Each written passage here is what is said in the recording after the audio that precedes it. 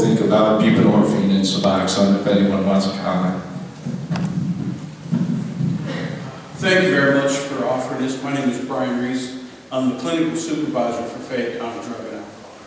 Just as other counties, Fayette County is experiencing lots of overdose too. Unfortunately, Fayette County seems to be the butt of a lot of jokes. But where I work, we have been using Suboxone. We use Suboxone on a detox level. We prescribe 8 milligrams and down.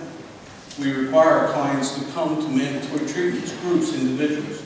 And to go off of what Dr. Preda said, treatment does work. Appropriate treatment does work. And I think the one thing I wanted to say is with all the bills and everything that you guys are working hard on, we know that. The important thing is to know treatment does work. And for the mother who's talked about Vivitrol and for what the VA is, and we're also using Vivitrol, and it does work. It's not appropriate for everybody, but neither is Suboxone, neither is methadone. Finding that right person. We are an abstinence-based program. We encourage our clients to seek 12 steps to maintain treatment. And as the gentleman had said, that holding hands going through that process is what treatment should do. It's not something where it's a quick fix. Again, I've been in the field 21 years now. I've never seen anything like Vivitrol. It works. It takes that craving away. So that, in my opinion, is a way to reduce some of the overdoses by giving people that opportunity to think again. To be able to get up in the morning and not have to find a way to get high. So I just wanted to say that. Thank you.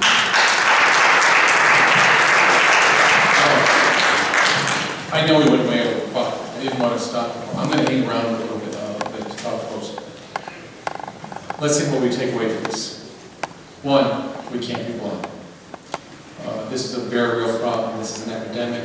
I'm shocked at the number of deaths, which you said, just in Westmoreland County alone and in this nation. We know in many cases it starts young. We know in many cases it starts with prescription drugs. Prescribed without really looking at the person's background, prescribed without knowing what else they're taking. And people have these medications and not keep an eye on them, or all those other aspects. We know that addiction is non-discriminatory. It goes after everybody. Some people are at higher risk than others, but never play that gamble thinking, I think I can handle this, and because you're probably one that's not going to win along those lines. We also know that there are services out there that work. There's also a lot of services out there that don't work. And that's where I am hell-bent on the federal level to saying, if you're getting money for a program that doesn't work, we're taking it away. And if you're getting money for a program that does work, we want to see that expand and grow. We need those wraparound services. We think we need programs so that children, your family members, your parents, adults, everyone has those kind of wraparounds to take their hand and guide them through, because this is a scary path we go through, especially when you've been through treatment that doesn't work. I think I'm the one that's not going to help, but it does. It's a good takeaway too to also know that there's so many people who care. And for those of you who mentioned before, only a few people went to school.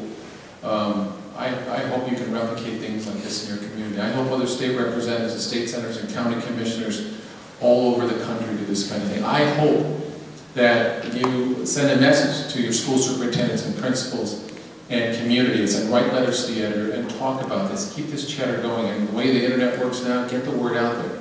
We've got to do this. The stakes are too high. The loss is too great. Our hearts break with everybody who has to face these problems. But we can do something about it.